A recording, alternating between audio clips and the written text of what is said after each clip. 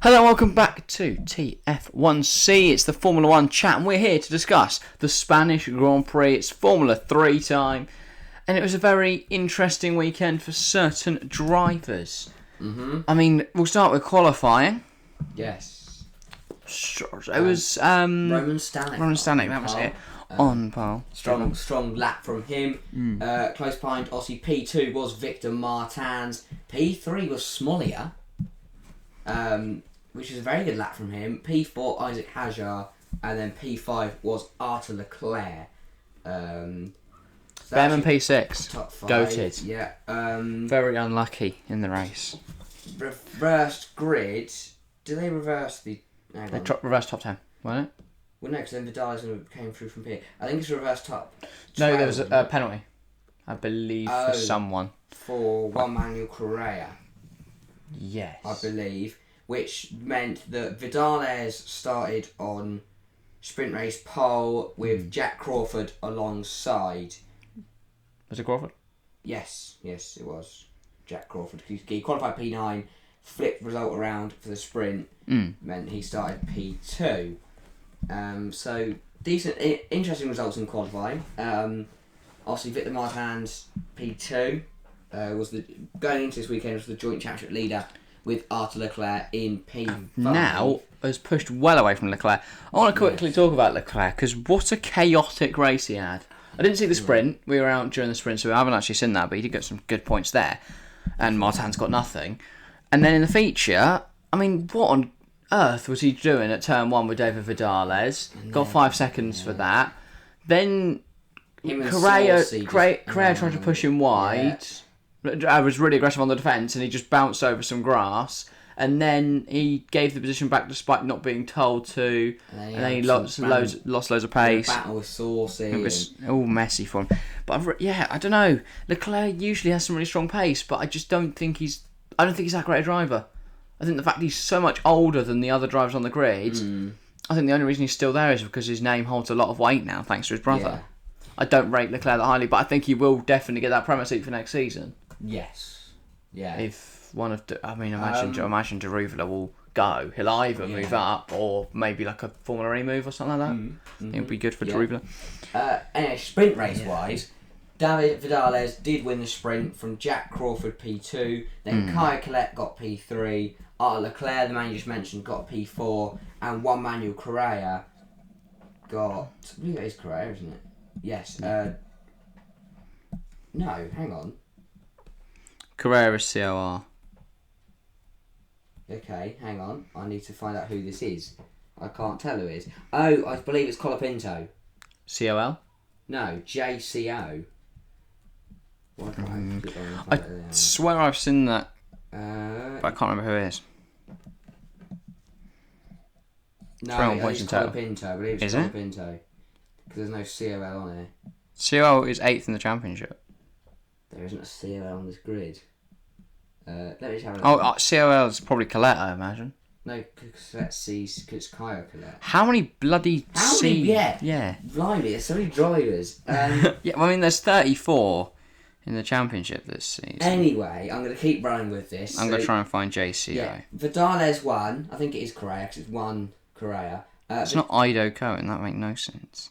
Vidales won, Crawford second, but Crawford should have won because Vidales is a cheater.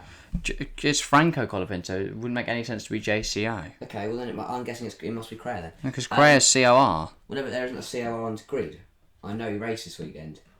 But yeah. David Vidales. That makes sense. Jack Crawford was going around the outside. Vidales shoves him off the track. Crawford goes round the bollard like he's told to. The FIA investigate it. They don't give any penalty out of Vidales. I was furious. I was very angry.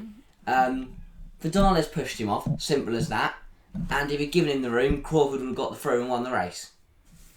So I don't really know how they deem that to be fair racing. Because, yes, it was very aggressive. And, he's pushing another driver, he's forcing another driver off the track. For me, that should be a 5-second over-aggression. Yeah. Yeah. There's no way Crawford could have held it on there. Fair enough. I understand why he wasn't given a penalty, but I'm not an FIA steward. And then on to the actual race. Yes. I didn't see the sprint race, so I can't really comment on it. Actual race, watched a few hours ago now. Martins, absolutely dominant. I mean, it's Spain. It was so dull. There was no pit stops. There was no action. Nothing happened. As soon as he got the lead into turn 1, it was similar to W Series. It needs some pit stops or something in there to add a bit of spice, especially when you're going to bloody Catalonia. But 26 points for Martins in the feature. That was very strong. He's now leads the championship by 6 points. The guy who came in second in the race, Roman Stanek. Crawford's now third, which is quite stunning because I've not been very impressed by Crawford this season, but he's done all right. He should have won. Hadjar got 15 points. Got another podium here. He's had a really, really strong season. Also, you won rookie season. Won the sprint in Bahrain, the opener. Yeah. P3 in the feature here. He's had, as you said, decent season. Yeah. Red Bull back driver for a reason. I definitely expect him to have a seat in Formula 2 next year if he carries on like this. Yeah, and then Smoljar fourth, and Bearman came home in P5. Strong weekend for Ollie, but yeah, I mean, so far off the championship, but has got really unlucky at times, in my opinion. Like Imola, to come away from that sprint race with 0 points, considering how well he did, I think that's harsh. Was it not the feature he dominated? Feature, He messed up his tyres. That's what I'm saying. Did I say sprint? Yeah. I meant feature. Yeah, but he got on his tyres. His own fault. No, but then he got the penalty after because the driver tried to go around the outside and there was no room there. Oh, yeah. They couldn't hold on to it. That was a joke. He should have been left. He should have got his P5 there, and that would have been another 10 points. Then at least he's up there in the championship fight. And then Bahrain obviously lost out on a point for the race win, but still came P2 there. So also though, hopefully Oliver Bearman at home. The only, Crawford as well. I was going to say the only one in the top 10, but Crawford is also English. So maybe the British drivers will be up there in Silverstone. It'll be interesting to see. But but obviously the big result, Arthur Leclerc all the way down in P14.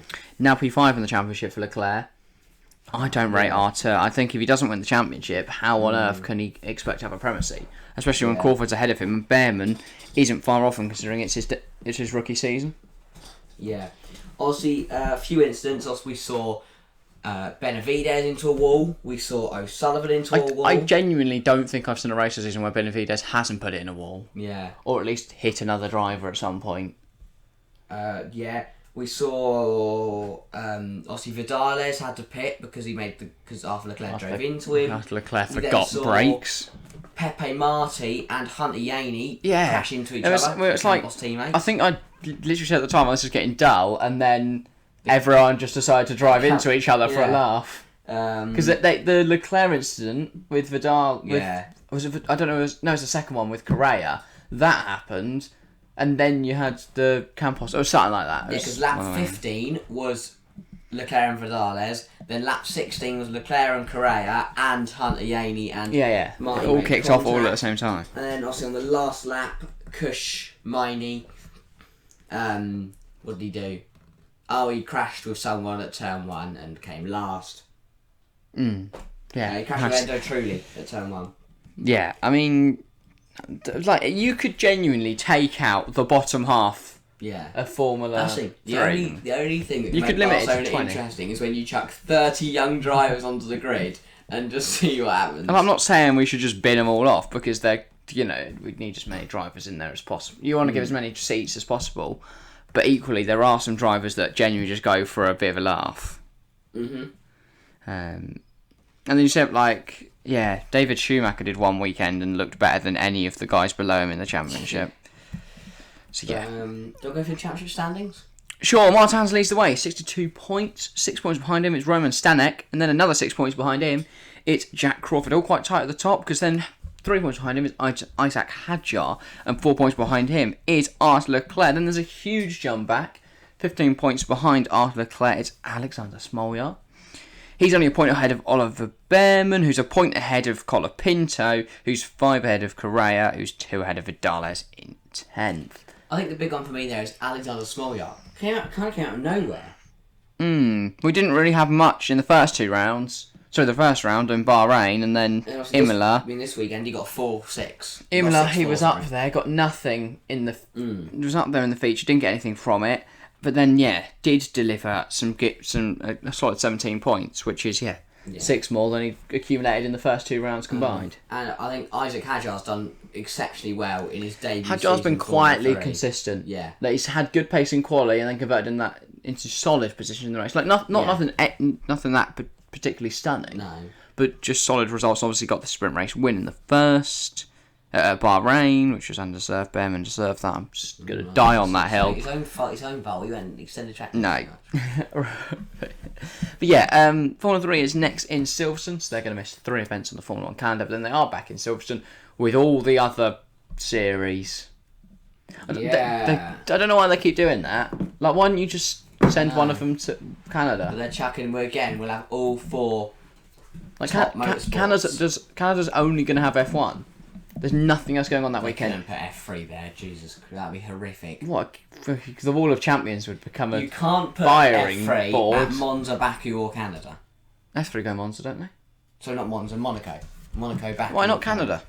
It's just too small. The Wall of Champions would be the only problem. But you could send W Series there. Yeah, they could.